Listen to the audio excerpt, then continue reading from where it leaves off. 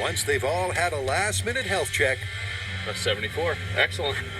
our 3 rookie racers get the green light. Hold on.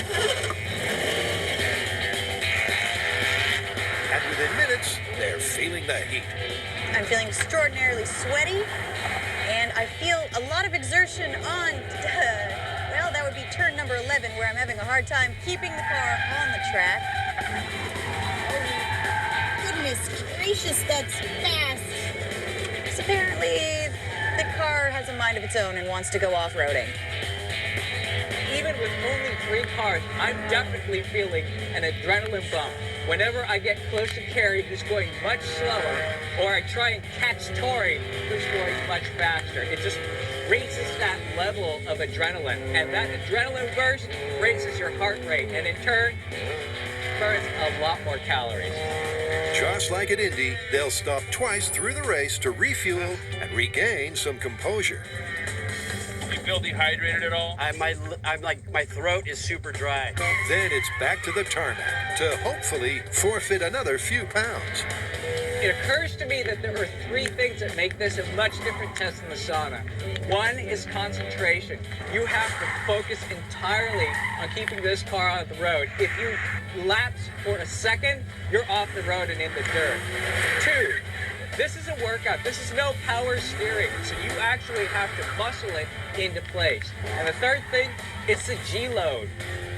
Now, let's just wind back to that first thing again. I'm sure Grant murmured something about concentration.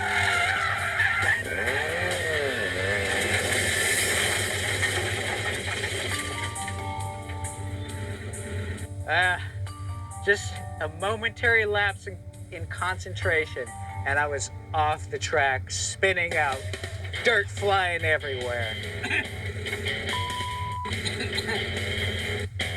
This is hard. Real hard.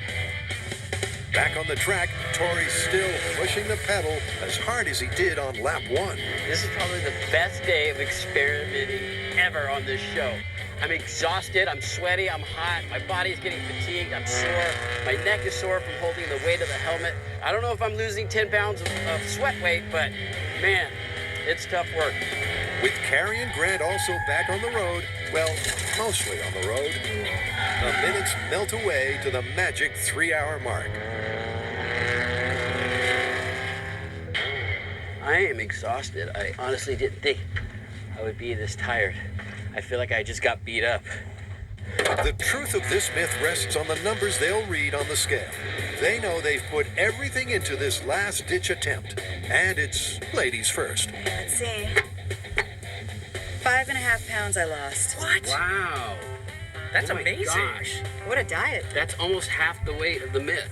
All right, Grant. All right. Let's see how much you lost. 4.5 pounds. Oh. Yeah, I had no That's idea. pretty incredible.